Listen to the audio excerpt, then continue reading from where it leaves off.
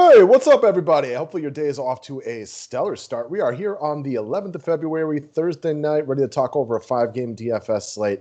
If y'all can do us a big favor, when you slide that finger over to the thumbs up button, it is always much appreciated. So thank you from us to you guys. Hopefully everybody came up aces last night. If you didn't, to quote many a wise man throughout the DFS industry, it's a brand new slate today. Yeah, so we can cross that one off from yesterday and go get them tonight. Or if you won yesterday, guess what? Let's double that stuff up and do it again. No doubt. All right, guys. So today it is Thursday, which means today's show is brought to you by our good friends over at Drafters. Having a lot of fun drafting with a lot of our customers lately. And if you guys are interested, look down to the link below in the comments section. If you want to sign up to play with us, I got a link to our Facebook group with Drafters. It's fun. And I cannot stress it enough. We were talking about this yesterday with a couple of like sports betting angles and stuff like that. We all play to win money. We know that. Winning money is definitely more fun than losing money. But a big thing on Drafters, it is a good time. I've drafted with a couple of our customers almost every single day. Ryan Monks, Joey Sikora, Jason, you're out there a lot. We have a good time doing this. If you want to sign up to play and use our link below, challenge me to a $5 head-to-head battle. If you beat me, I'll give you a free month of DFS 5-pack services. Our screen names are right there. I cannot stress what a good time it is doing these daily drafts. We went 8 deep with our customers the other day and did a nice long draft, so it's just a good time. Yeah, I know that I got into the little 333 GPP the past couple nights, and it's been a lot of fun. So I'm excited to get more into it, and let's break this slate down. Some people ask, well, how do you play GPP on here? What happens is you do a 4-person draft. So you have a lot of unique lineups, and then you play your lineup within your first-person draft against all these other people. I know, but a few customers take those down. They're a good time. So there is other ways to play than just these heads up and things like that. Just a lot of ways to have fun. No doubt. All right, guys, we've mentioned it before. Monthly pricing is going up Monday. If you are a current customer, you can lock in and keep those prices for as long as you want. Sign up for a monthly membership today, and I will get you half off for your first month, and you can keep those locked-in prices for as long as you want them. Subscribe to the station if you are new to it, and let's talk about Cash Game Lock for the day. So I actually want to address the last bullet point first, and what I mean by that is, as of right now, studs, cheap guys, anything like that, I don't have anybody that I look at as a lock of locks, like somebody that you absolutely cannot get away from cash games. One of the guys that is very much shortlisted me for, though, is going to be small forward of the Boston Celtics, JAYLEN Brown. Obviously, we all know by now Gordon Hayward is not on this team, so it really just is a 3-headed monster with KEMBA Walker, Brown, and Tatum. And I think the most important part about JAYLEN Brown is we went through these games all on members only in a lot of detail. If I had to pick one game that from the drop to the end is going to be competitive for 4 quarters, give me the Celtics against the Raptors tonight.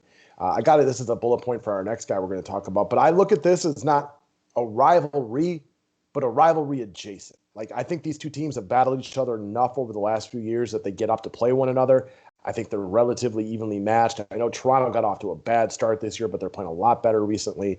Back into the playoff mix. I think this is a close, competitive game for 4 quarters. And I think you see the best players in this game, and JAYLEN Brown is one of them, play to their better level. Toronto's a good team, but they're not scary defensively as currently constructed. And I also like Jason Tatum, but JAYLEN Brown's over $1,000 less, and we're not currently loaded with cheap guys that we love today. And in fact, we just got news that could take away one of the cheap guys we like, knowing that Michael Carter-Williams might come back today as well. So we're not currently loaded with cheap guys, which, the cap savings from Tatum to Brown could be really, really helpful. I just think he's a solid ho-hum play that you can roster in any type of format. I agree. He looks good here. Again, kind of like a guy from the other side of this game in Kyle Lowry. He's just cheaper than the other guys, the other main stud on his team. Brown, meaning he's just a lot cheaper than Tatum. Yeah, no one's going to argue with anyone who likes Jason Tatum here, but Brown and Tatum have been very similar this year. When you get cap savings like this, there's no doubt who to go to in cash games and even tournaments, because like you mentioned, the cap savings on a slate like today is big time. We don't have a ton of these guys under 4K that we can run to. We've seen slates like yesterday littered with those guys. Not the case today. So you're going to have to be real picky and choosy with the spend up guys you have. So when you can go to a guy that's 7,700 instead of a guy that's 8,800, it helps a lot. No doubt about it. Next up, let's take a look at another player from this game, a guy you like for GPPs.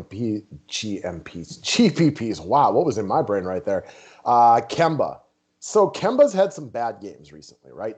I think he shot 1,000 over the last 2 games. And while that might be a reason to jump off of him, sometimes I like to take the opposite approach on that one and just be, okay, he probably got in the gym yesterday, got his shot rolled again. And if he can make something early, might be rolling with a little bit more confidence today. Also, he was being very monitored on his minutes, but he's played 30 or more in 4 straight games.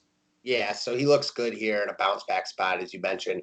Shot horribly the past couple games, but we like, really good players bouncing back, and this sets up as a really good bounce back spot for him. Gets a Toronto team, as you mentioned. I like the way you phrased it. Rivalry adjacent. It's not like a, Celtics-Lakers type rivalry, but these teams play a lot. They meet in the playoffs. They're very even teams. So, yeah, I do think there's a little bit of a rivalry here.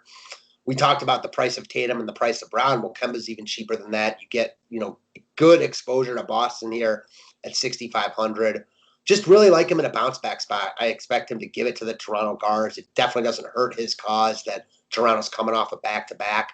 Played a very it was a competitive game, but very up and down paced game in Washington last night. So maybe they have some tired legs. I like Kemba to get going here. He's starting to play, 30 plus minutes on a daily basis. Again, you mentioned it. You don't have many musts on this slate.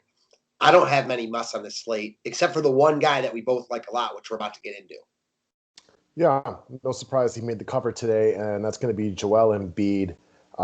Twitter troll, hilarious social media guy, excellent player, shoots the 3. He can face you up. He can back you down. He's an excellent defensive player. Everybody knows a lot about Joel Embiid.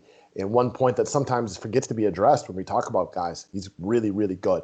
He's really good at the game of basketball. So I was hoping you liked him today. I thought you would. I put together the cover while, early on this morning before we even got rolling on this one. And I was figuring you'd agree with me, but even if you didn't, I was going to tell you how much I like Joel Embiid today for a variety of reasons. So it was just 1 week ago when the Portland Trail Blazers, missing a lot of their best players, shellacked, especially in the third quarter, the Philadelphia 76ers. That was an embarrassing game for a really good Philadelphia team to take on the D squad for the Portland Trail Blazers and get rolled like a blunt at Snoop Dogg's house in the third quarter. It wasn't even close. They got their butts handed to them in the third quarter.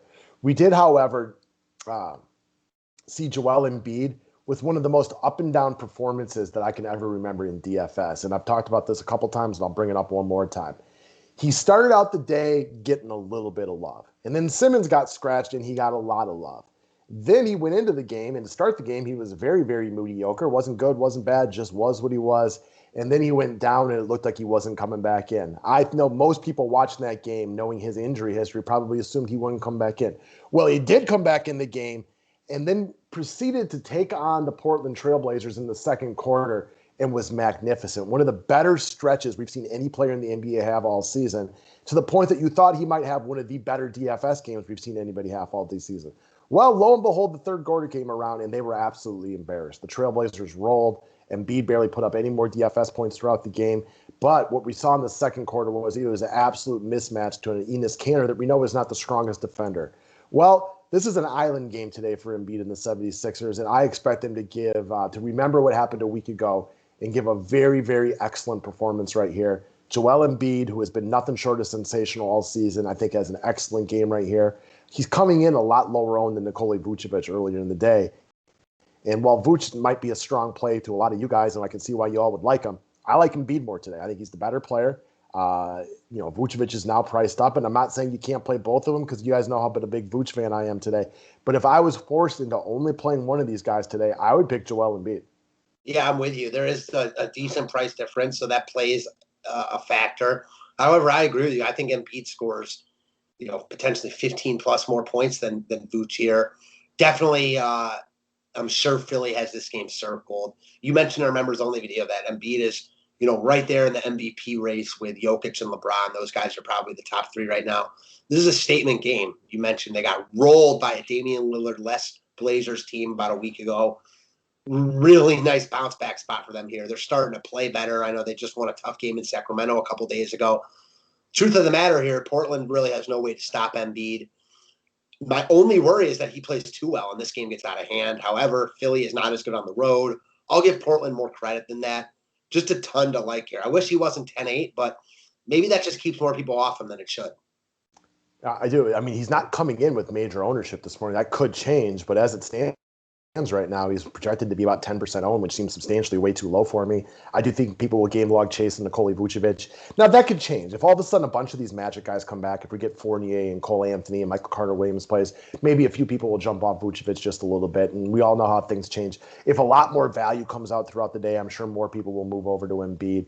I just expect a statement game from him right here, at least a very good floor play. And then if this game is, super competitive for 4 quarters and he needs to really dominate, maybe ultimately gives you one of his better ceiling plays right here because they have no way to stop him. When he took over that game in the second quarter last week, and I know the third quarter and fourth quarter did not bode well for the 76ers, but there was nothing the Portland Trailblazers could do to stop him. I think he ended that game with 46.5 points. I think 30 of them, if not more than that, came in the second quarter when he was absolutely dominant because he left and missed a lot of the first quarter as he was working on that knee. And then they played terrible in the second half. Amen to all that. All right, next up, let's move over to long shots for the day. We're going to talk about a couple of shooting guards. A guy that we did not talk about a lot on the members-only video was shooting guard for the Miami Heat, Duncan Robinson. As I was struggling to pick out a long shot today, I looked at Duncan Robinson in a lot of the same ways that we looked at Kemba. Duncan Robinson is a premier catch-and-shoot guy within the NBA. He is also coming off of a very piss-poor shooting game. Missed all of his three-pointers last game out, if my memory serves me correctly. His price tag goes all the way down to $4,500. Another point I like for Duncan Robinson, I should have verified this, but I'm pretty sure there's still no Goran Dragic tonight, so you slide Hero down to the point guard. Duncan Robinson plays big minutes at the shooting guard position. We also expect Miami and Houston to be a competitive game tonight, so I think Duncan Robinson gets a good number of minutes in this one. And I hate saying this because I think it is one of the laziest evaluation points you can make for any guy within just the sports world or the DFS world, just saying he's due. But Duncan Robinson is due. He has not had one of those monster games lately where he makes, like 8 3-pointers. We know he is fully capable of doing that. I wouldn't say this lines up as the best game ever where he's going to be wide open on the 3-point line, but he is due for a big game. It is coming soon. I don't know that it'll be tonight. But he's also a guy that we've seen, closer to the 5 to 55K range. He's only 4,500 today on a day where there isn't a ton of value out there. So I do think he has the potential to finally get it rolling again tonight. I agree, and I also agree that he is due. Doesn't mean it's going to happen tonight, but one of these games, sooner rather than later, you expect a big shooting game. And again, I think this just speaks to lack of value, potential value, upside value on this slate. Really struggled to pick our long shots, and that just speaks to the slate itself. Doesn't mean that no guys are going to be good, but it's hard picking them out right now. Yeah, early in the day, we are not loaded with a bunch of guys below 5K that you're going to love to roster, which brings us to our next guy, which is ANFERNEE Simons. So before I let you get into what you like about him today, for me, I expect the 76ers to play well today. So I think that could be beneficial for Simons. Like, one, we know that they're shorthanded in Portland still, but we know how teams get when they get down 15, 20 points. They have to get very heavy on 3-point shooting. And that could happen today. I could definitely see a scenario where the 76ers start hot and the Blazers need to get very, very aggressive from the 3-point line. And without CJ McCollum and a couple other guys, they might have to rely on a guy like Simons. You might have to slide like a Gary Trent down to the 3 and have Lillard and Simons in there and get very heavy from the perimeter. There's no doubt that this guy has offensive game. I mean, they're, like you mentioned, they might very well need his scoring tonight. He's a guy without McCollum that they're starting to get more run. I know he was dealing with a little bit of an injury. It seems to be better now. He has 20-plus DK points in 3 straight. And at 4,200, I think he's game script proof. Like, you're not looking for him. He's not going to play 30 to 35 minutes here. But if this game is competitive, he's going to get his normal run. I think he puts up about the 20 DK points he's been putting up recently. However, like you mentioned, if the game does get out of hand a little bit with Portland playing tomorrow, there's no doubt in my mind he could see extra run here.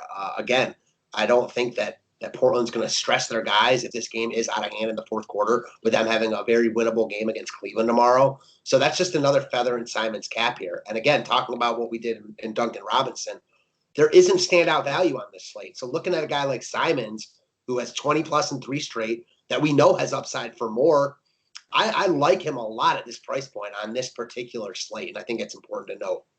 And because I have a lot of confidence in Philly today, and I think that they're going to get up in this game, but if the game is like in that like reachable stage, you know what I mean? Where it's like they're up by like 12 or 20 points where it's not over because we know how runs work in the modern NBA, but they have to get rid of like their defensive guys like Derrick Jones Jr. and Carmelo Anthony, who's, you know, maybe more of an ISO player they might want to say for tomorrow. I could see Simons in there in this game where we got to go 3-point heavy and we need our 3-point shooters. Well, he is a good 3-point shooter. No doubt about it. All right, guys, that's what we got for today. Sign up for Drafters. Link is below. Let's play. Come play with us and have some fun. We have a good time over here on a daily basis. And as much as we all love to win money when we are playing DFS and fantasy sports and stuff like that, I don't think it can be understated. It's also important to have fun. And we have a lot of fun playing on Drafters. We've developed a little community of players over there. We have a good time. We don't usually play for monster money there all the time, but there are people playing for good money on there. So if you're a little bit more of a quote-unquote shark or a bigger money player, I get offered the opportunity to play in these $200 head-to-head drafts every single day. If that's something you're interested in, I'm not myself playing in there, but there are guys out there playing for bigger money. For sure, no doubt about it. So get your feet wet in there and come join us in some drafts, no doubt.